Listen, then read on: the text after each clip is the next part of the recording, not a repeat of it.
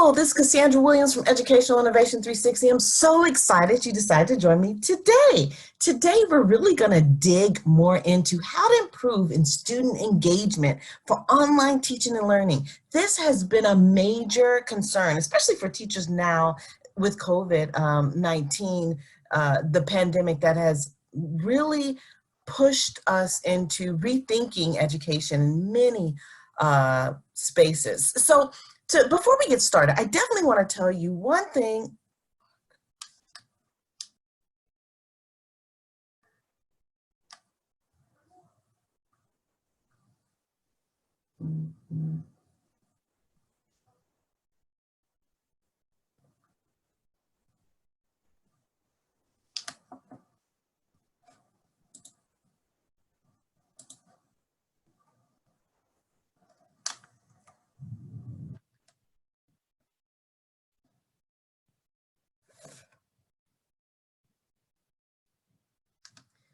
Hello, my name is Cassandra Williams from Educational Innovation 360. I'm excited to be here. Thank you so much for the invite. We're going to dig a little bit more into how to engage students while online teaching and learning. So this is one of those things that we've been forced into and kind of pushed to recreate and think about what our classroom look like and how to really reach out and grab our students to get them engaged, to get them excited, just like we did in the classroom. It just takes a little bit of change and transformation to our lesson, but I'm excited about this movement, and I think you would be as well. One thing I want to say, I added closed caption because what we know is our students are not only listening, but it's good to, if our students didn't understand or hear what we said, then it's good to present that and have that so they can also read while listening. So if you have Office 365 or Google Docs is great for closed captioning. So that's just a little tidbit that I use, especially to engage my learners so they can at least understand and hear what I've said. So I hope you enjoy it. We're gonna dive right into it. So here is kind of our agenda. We have an action-packed agenda, and I'm very excited to share this with you. So where do I stand? We're going to talk a little bit about the growth model and what does that look like and how are we being coached to make that transition. We're going to go a little bit into SAMR, and SAMR is, substitution, augmentation, and we're going to talk about how do we get to that redefinition from modification to really transform our classrooms, and what stage are you in now, which we're going to do a little digging in. Which one is best and why? Synchronous versus asynchronous learning, and is both great? Yeah, both are great. Specifically talking about which way you're using it and what are some best practices. How can I improve on my student engagement? Here we're going to dive right into the 6 strategies, and I hope that will help fill your bucket up with a lot of tools that you can use in the classroom today. So what does it take to build a community and to connect with families and students, right? And what does online community engagement look like? And how are you reaching the ones that you really need to reach while putting emotional deposits in their bank account every day to ensure that they show up? Another thing we're going to go over is online lesson. What does that look like? Like, what does that entail? Incentives, motivation. What do we do to get them hyped and excited about learning? We are all about that. And then we're not going to go out to breakout session, but these are great activities, but I know you know more. So be able to collaborate and feel free to email me and say, hey, Cassandra, I have another one that I do in my classroom. We're going to talk about direct, indirect support. What do we do? And how do we measure that, right? What are the specific guidelines or what are some tools that we can use that are online to measure if it's working? And so last but not least, where do I start? You're giving me all this great information, Cassandra, but where do I begin? Oh my goodness. And hopefully I can give you that one step that you can do today to start. Okay. All right, let's move right along. First, we're going to talk a little bit about our growth model. This growth model is really amazing. John Campbell and Kristen Ann Vanderbilt did a wonderful job with really taking what we have now. What are our resources that we have now? Because in March, it was a struggle, and we were looking to figure out how did COVID affect our students, our resources, our classroom, and it was a challenge. And we were struggling to figure out what do we have at our disposal. And many teachers were using Google, right? Google's free, Google's something we had access to it. And so these are the steps that I took a lot of my teachers through to really grapple with what are the tools that we have and how can we deploy them, right? And then how are we not overwhelming the families and the parents and the kids who have to not only learn these systems, but learn them at a rapid pace, right? And so I would go through my teachers and say, okay, what are your goals? What are some resources that exist in the reality, in like now? And like I said, many of us did go to Google, many of us went to Paradox. And so what are some options that we can use or that we can do? And what are some things that we know? And with this transformation, a lot of people were taking what they do in class face-to-face and doing it online. And we know that doesn't work. So which one of these things will you do? Which tactics were you willing to try and grapple with? And what are some habits that you're going to make to ensure student success? And so I would go through each of these and kind of go within my teachers' classrooms to kind of help them, support them with their individual goals. So this was a great goal sheet that I used to support my teachers. And hopefully you're using something similar to support your teachers for learning. Okay, and so here's what we found. We found that we have a lot of apps, and we have a lot of apps for services because many of us had the Chromebooks and our students were given these Chromebooks, and there's different applications for the different needs. And so now we're digging into our book of tricks. We're doing research to try to find out what are some apps that we can use to support our students in these areas. And now, like I said, we were using them, but not our students in a sense. And so with reading, iSpeech, organizational maps for thinking maps, audio visual tool. And one of the tools I think were used quite often were the talk and type, right? That was something our students were actually using. But there are some foundational apps that you could just take a look at and maybe use in your classroom. What happened was when March hit, it was sort of an emergency space. And so we were using these forms, right? And so we were using Google Forms like for surveys and things like that, but we were using it very sparingly, and we would deploy it when we needed it. And we would use Google Docs for students' collaboration. Sometimes we would use it for presentation. And so we would have students use YouTube sometimes to create things, but not necessarily our students were using it, right? We would create the video on YouTube and students would go to the video, and it was a low filter for the students, right? But it was high tech for teachers, right? Teachers said, oh, I can create this and make this. Students, all they had to do was click the link. So now the goal is for us to bring them along. And now we want the teaching and learning to be kind of together and hand in hand. And so this is where we are. Not only are the teachers at that level, but students are at that level. And the simultaneousness of student voice being used, the global classroom, how are they being used in sync? And how are students' experiences with using tech,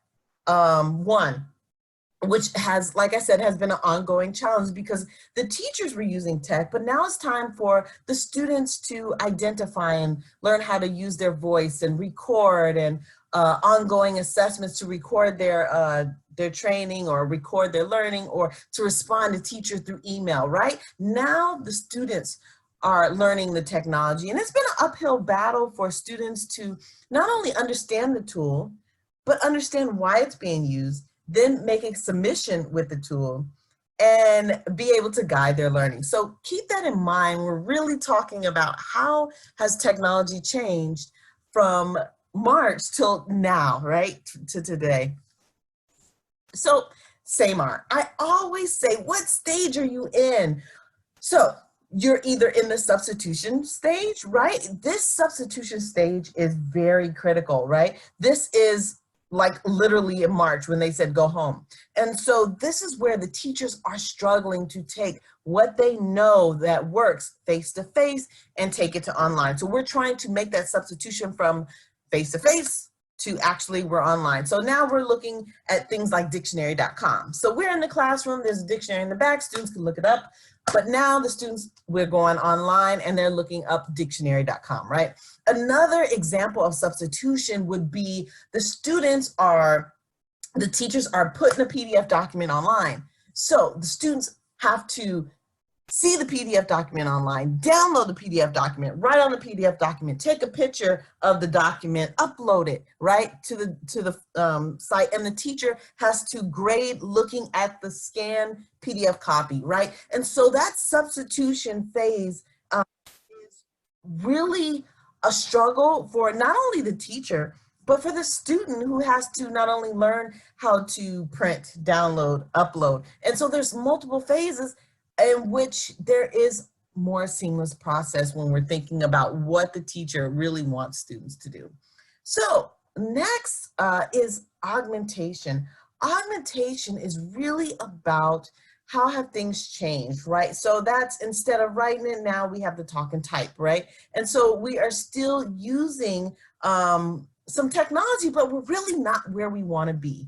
Modification is really when it starts to get good, right? This is really when students are starting to understand the benefit of having technology. Teachers are understanding that too. So you have like QR codes. QR codes are amazing. So the student scans the QR code with their device, the device reads it, students are reading the book, right? And so that is modification where technology and the task is an often redesign. The R is redefinition. Redefinition is so important. This is where we all want to be. This is where the students are actually creating the space, creating the, or designing what the teacher needs and wants while using technology. So the student created a video, or the student, I like to say the student created, so the teacher said, we're having an assignment. And so we have multiple students who are working on the assignment, and we're using a Google Doc. But the Google Doc is, maybe the teacher said, okay, turn in this Google Doc. So students are working simultaneously on this Google Doc. And then not only are the students seeing the transformation and the change, the teacher also gets to be a respondent. So it's like a reciprocal thing where the teacher is supporting the student and the student is supporting the teacher. The teacher has reflection and notes based off of the student submission, right? It's simultaneous, it's synchronous, it's ongoing support for student learning. So that's kind of where we are in SAMR, and hopefully you are making it through the model of transformation. So we often have the teacher centered, learner-driven, and student learning, right? And so what does this look like? So how do we talk about this continuation, this ongoing support for student motivation? So one thing that we definitely know for sure is our students are resilient, right? And when we talk about a student-centered classroom, it changes. Things change just a little bit. So what this looks like visually, our students take the pre-test. So it kind of determines the skills which they have already mastered. So if they've already mastered, they're pretty much ready to move on. But so students take the pre-test, then for the skills they need to master to work on independently, there's textbook videos, there's a little clips by teachers, and there's practice problems. And the practice problems are all supported with the standard, right, that they're trying to master. And so the students take a mini test. And like I said, it's usually a few questions, which really gets to see if the student has mastered the skill. And so when the student gets this practice, because the teacher has provided practice questions as well. So the students' access to these answers are limitless, right? The kids can know the answers because these are practice tests. So students can test to see if they understand the concept, which is really important. So it's self-guided. And so there's no need for the teacher to check it because the student has access to check it. Now the teacher can support students with questions and ongoing support, but this is pretty much a self-check. And last but not least, the student takes the test and identifies if the student has mastered the skill or the student needs more practice and ready to move on. And so hopefully that supports the student's growth. And we have moved from no longer as teacher-centered, right? The teacher teaches an ongoing lesson, but it's learner-driven. The learners are supporting their need for more practice and maybe inquiring about that before they actually take the test to master the skill, okay?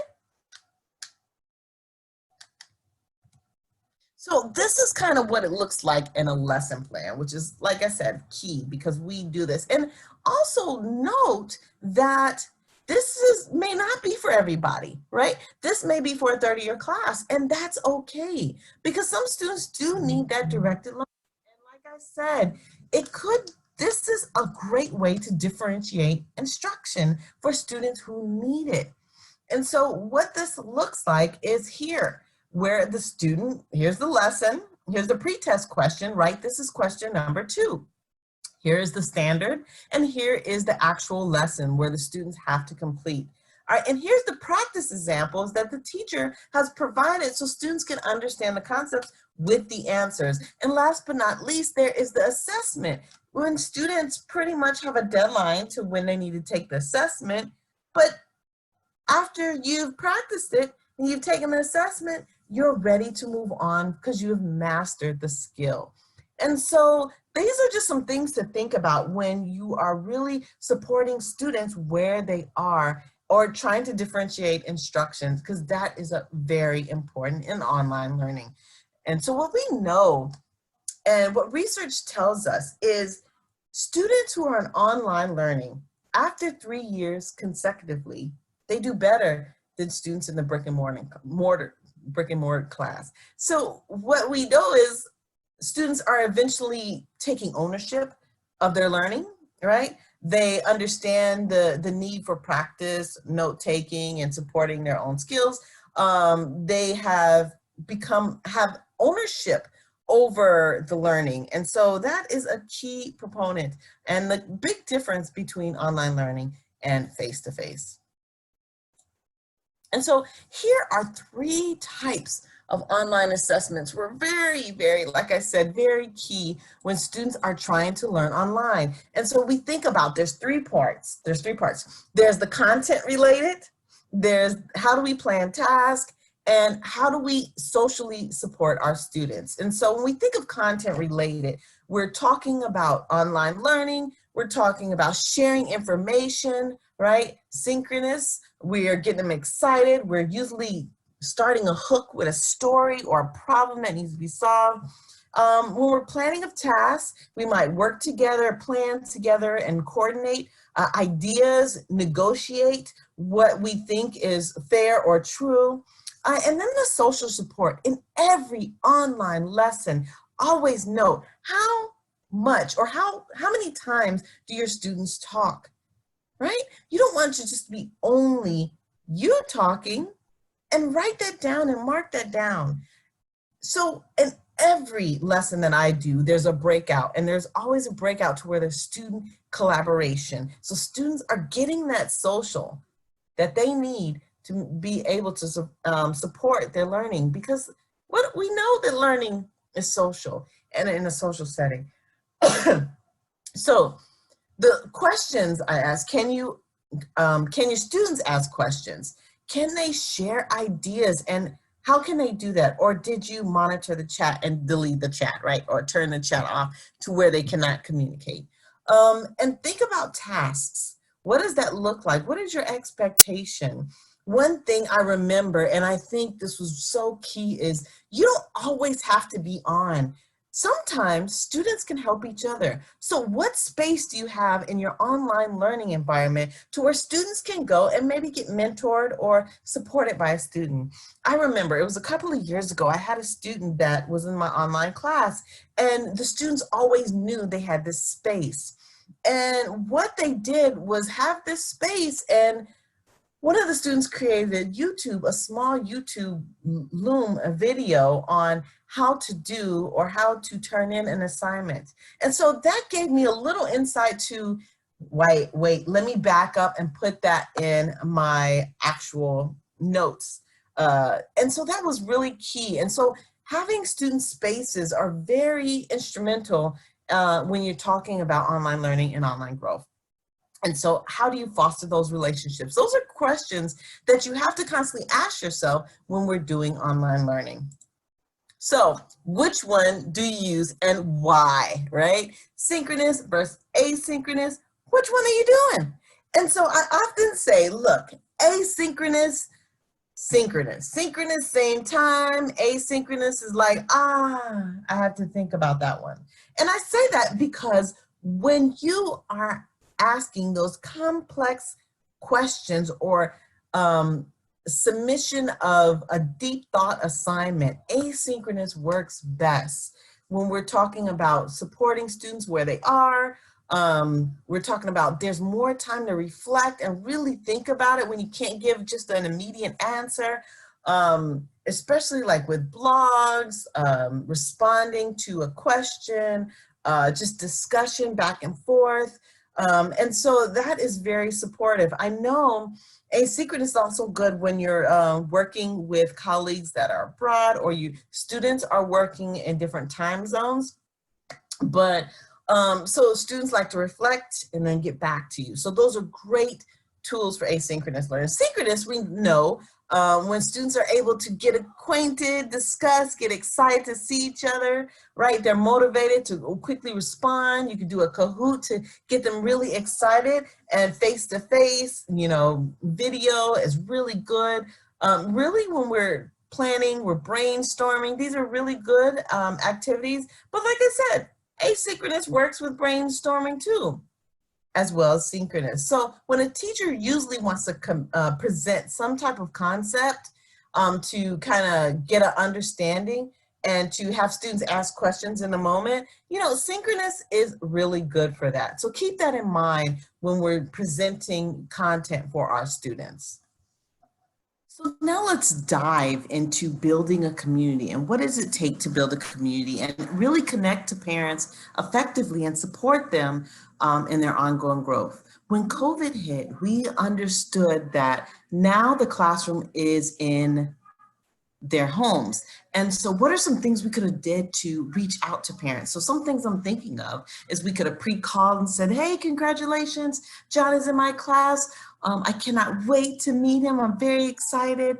What are some goals that you have for him this year? And just really being able to massage that relationship before. So you make sure that the students and the parents, and we're all on the same boat. And then do that to the students as well. Pre-call students, let them know that you are excited to have them in your class. You are really ready to have them engage in online learning. So that's very important, in trying to meet the needs of parents where they are and being able to support students where they are, especially at home with their families.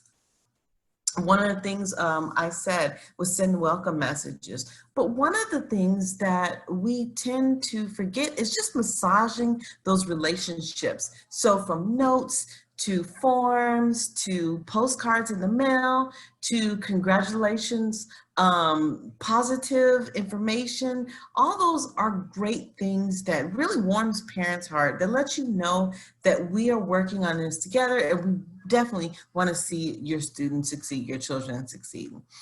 Are you present? This is so important, because we know that our leadership, when they show presence, right? How often, how long does it take them to respond to email? Typically that is the culture of the school. So when online learning, how often are you in your online environment? I try to say at least 3 times a week You should be on there, you should be checking, you should be giving feedback to students. It takes a little more support than average, than actually a face-to-face. So we want to make sure we are supporting the students, giving them great feedback in a timely manner to make sure that we let them know that we're here. And so they know that we're here to support them as well. Getting to know your student. What does that look like? And so when we're talking about giving students feedback or grades, it may be a voice feedback as opposed to writing a feedback. So it may be like, hey, it looks like you worked hard in this lesson, and I'm very proud on how you started the lesson, and started your work, and it started off like this. Here are some areas to improve for next time, right? And being able to give them that voice to let you know you are supporting them. Another thing is put emotional deposits in their bank accounts. Call them and kind of say, hey, you know, this is the lesson that I'm doing next week, and I know you have so much to offer on this. Would you mind being the first to share, right? And so that student not only is engaged in the next lesson, but they're also have value, and they feel value to share, to contribute to the lesson. And that also opens the floor up for other students to share and to participate. So we talk about getting to know your students, really either messaging them while you're online, or giving feedback consecutively while they're working in groups, or just being able to get to know them one-on-one prior to getting in your class. All those are really great ways to build relationships with your students so that they will more likely participate in your online class. Student socialization, I said how it's so important, because it is, for students to network and meet with peers during class and after class. So give them that space where they can connect with one another. And it may be a getting to know you and pairing students up, having breakout rooms and having students collaborate on projects, create group presentations, maybe group video, and have students actually share their talent. So these are just really fun ways to really get engaged and to dive deeper and get to know individual students. So that is really a great way. Allow students to present.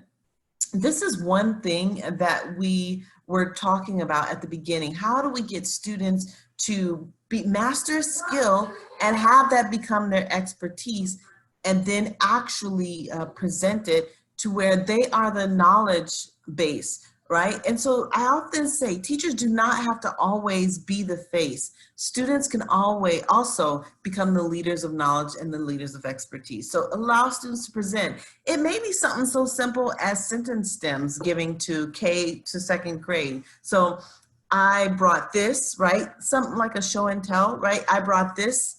This relates to the unit, like, because blank, and it is connected to the overall theme because of blank, right? That quick 3-minute check-in for students to connect to parents, to show teachers that they are engaged and that they are knowledgeable about the content. So this is a great way to get students engaged, is to allow them to present. We talk about building a community online. What does that look like? And I talk about having safe spaces for students to co-collaborate and help each other in time of need. So make sure you find those spaces, you find those forums, whether it be Kahoot, where students can get together and collaborate and have fun, or, you know, just to create a video and tell me a little bit about yourself, where students can actually put the video and think of different ways they can do to show who they really are. That's one of the things that we lack in the online learning environment, is who really are you, and how can you communicate that effectively so other students will know who you are too. So that is a great way to build community online. The structure of the lesson is so important. I can't say it enough. Consistency is key, and hyperlink everything.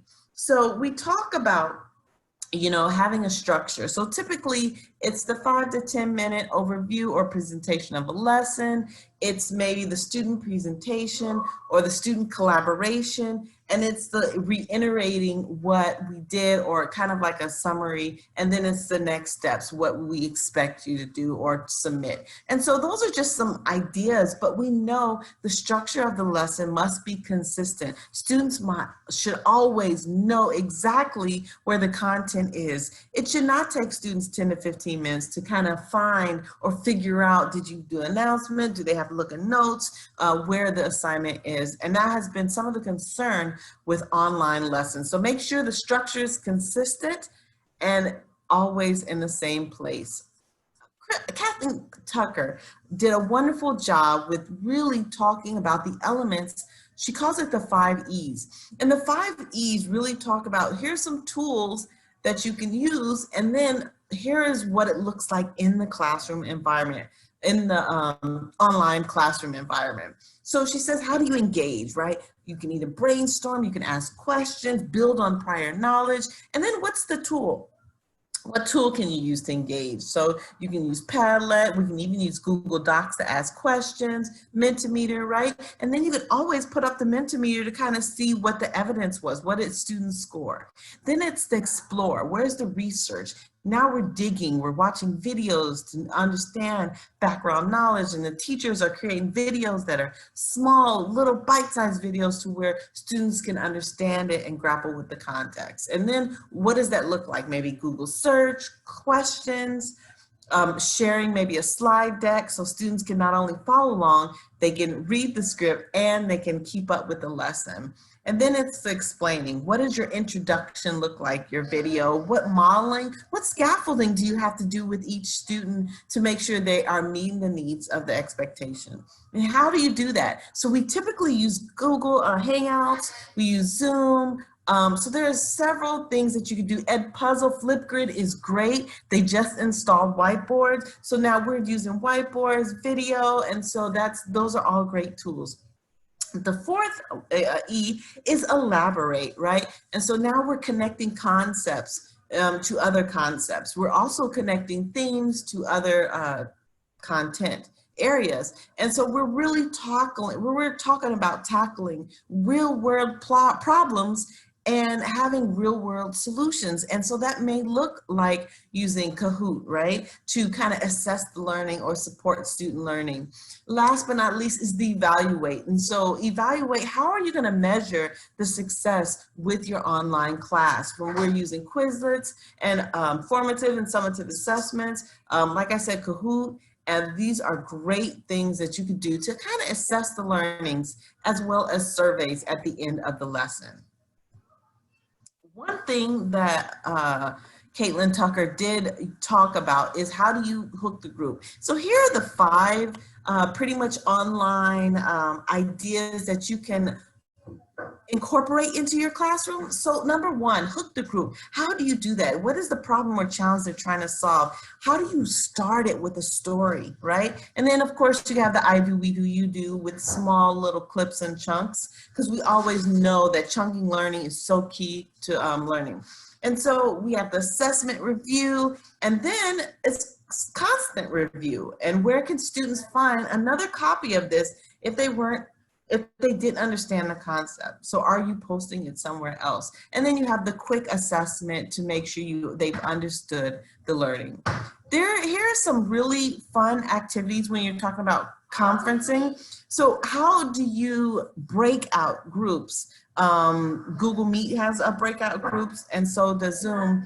And so when you're talking about small instruction, you can do a 2-2, 1-1. We could do a 5-on-5. We can collaborate. And so teachers are really finding creative ways to really support students in small groups. And so these are just different ways that you can meet the needs of students. Sometimes it takes you to break them up into very small groups to where you can to foster the learning individually.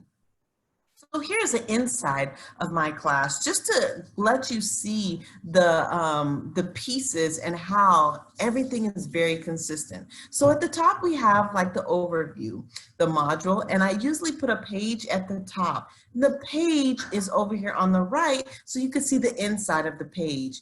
At the bottom, there's two activities. One activity we do in class, so students really get to understand how to use the tools and what my expectations are of the activity, and that is the breakout session. And the second one is the one I expect them to do on their own. And if you look at the page is really consistent. First, I have the video, and the video overview is very important. I remember when we first started online learning and the online learning component, and video was so key. I would look and see how many people looked at my video, how long they looked at it, and where did they drop off. So we know our students are usually dropping off at the 3-minute mark, the 3 to 5 minute mark. So keep that in mind when you're creating your videos, your overviews for content. So most of my videos are at least 3 minutes to give an overview of the topic and how it relates to the bigger idea. And so I usually break my page into 4 to 5 categories, and it's very consistent. The formatting is the same, and everything is hyperlinked all the way down from the readings. So I start with the objective, here's the readings, and they're all hyperlinked to the documents. So there's no need to search and find. Everything they have to do is right there. Here are the videos that I expect them to watch during the lesson. And last but not least, if you click the link, it takes you directly to the submission and the forms that are necessary for the assignment. So keep that in mind when we're talking about keeping our content consistent in the same place where our students will always be able to find it. Incentives and motivation.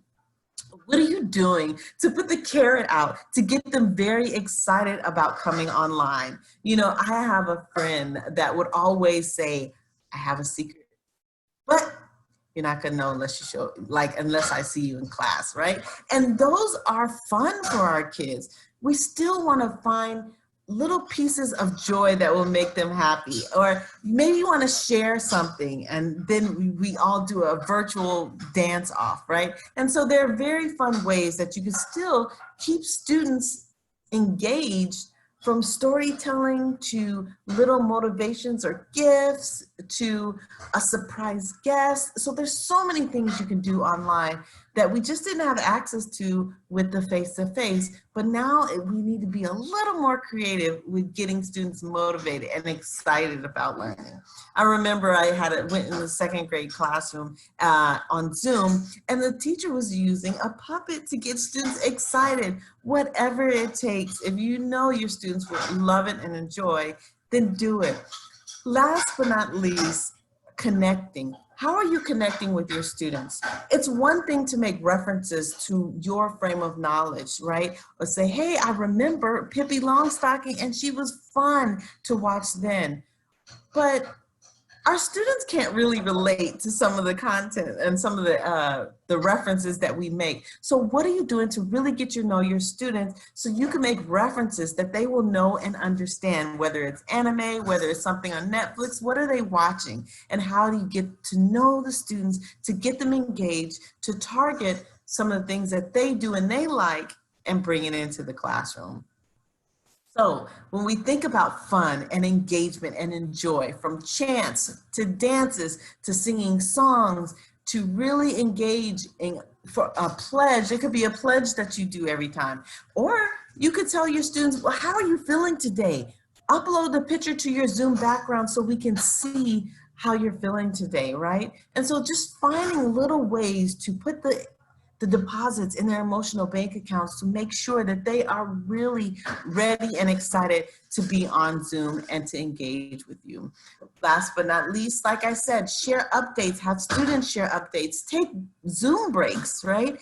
Take a stretching, do a yoga, whatever it takes to get students up out of their seats, out of their chairs, to just have a little break and to mix it up a little bit. Those are really fun ways to engage your students.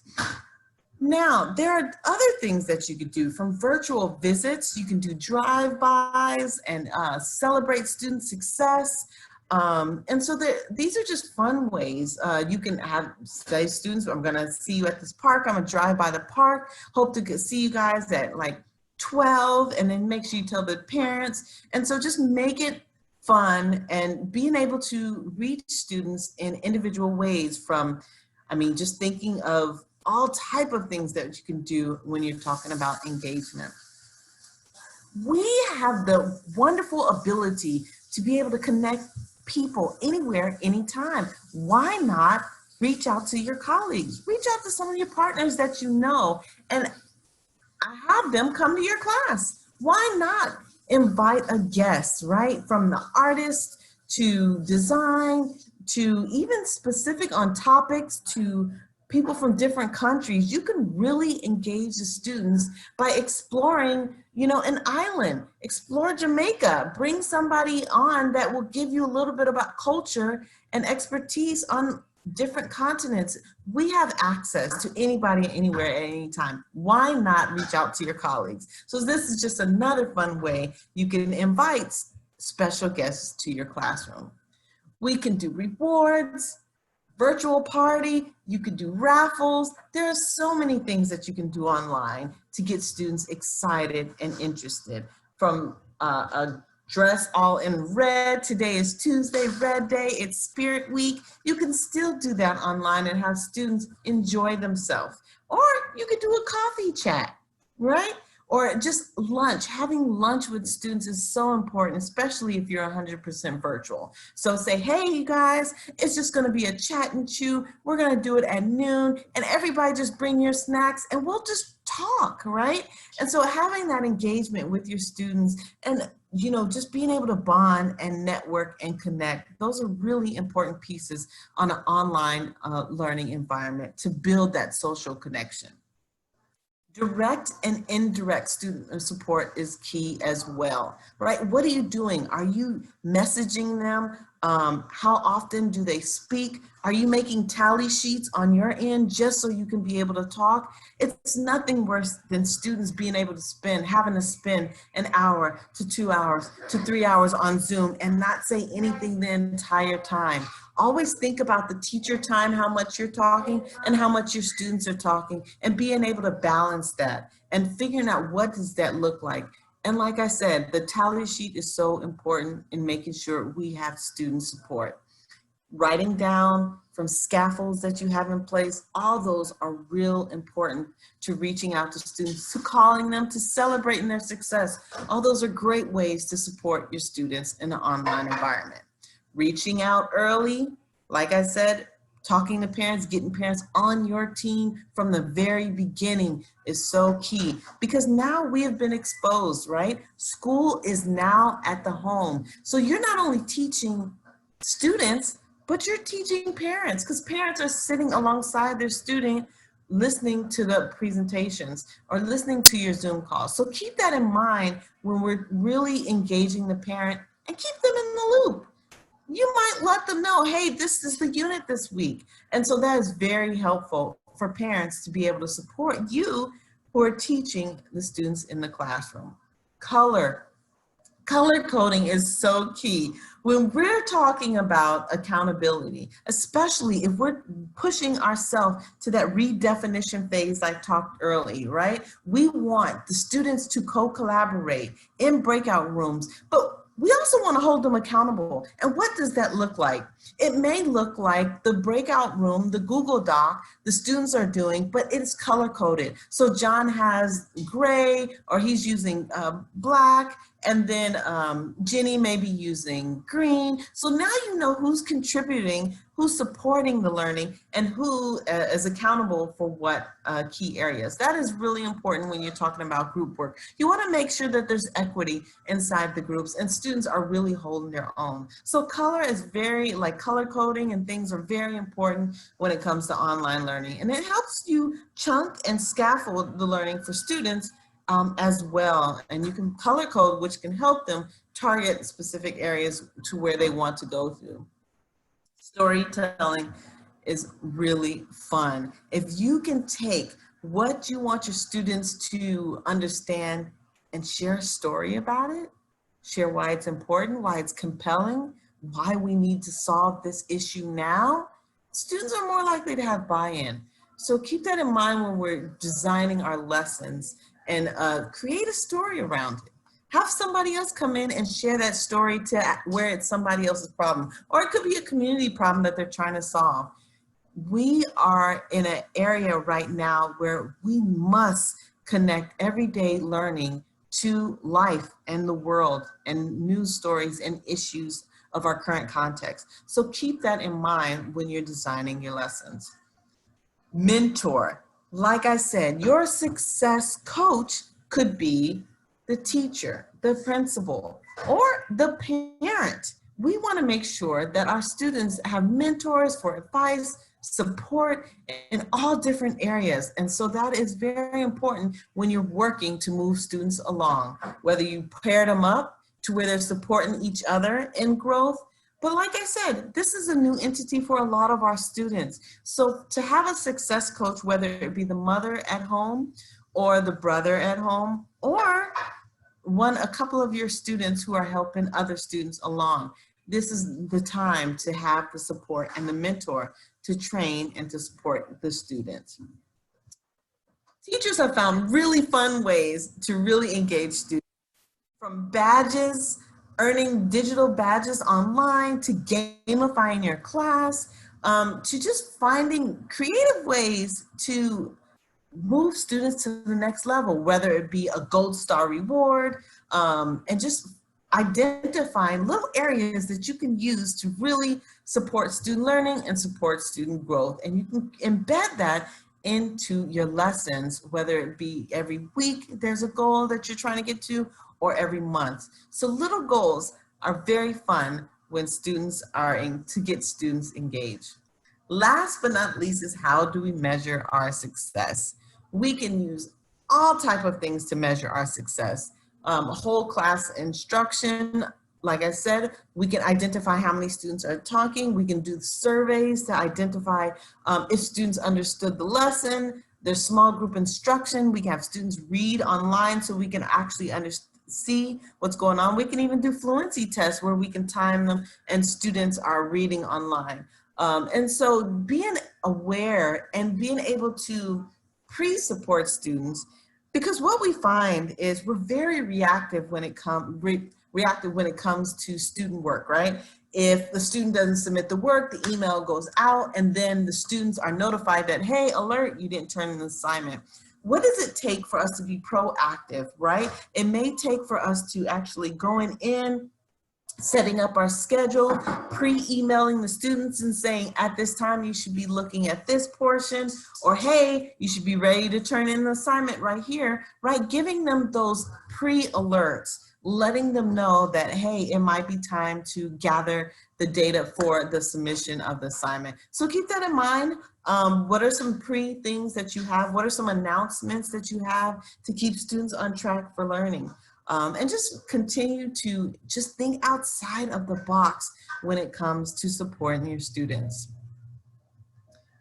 Last but not least is, how do we use these tools to assess? What are we doing?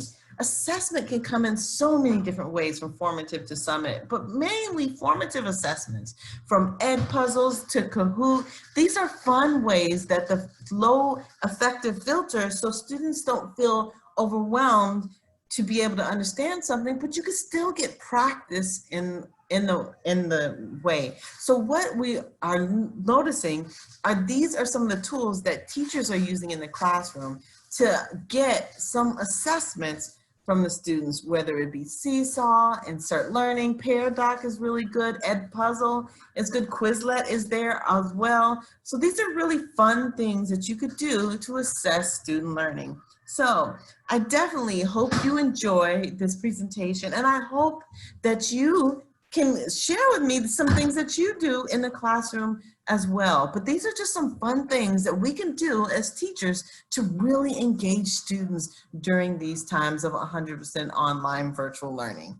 All right, once again, this is Cassandra, Educational Innovation. I hope to talk to you soon. Feel free to email me or reach out to me. Bye for now.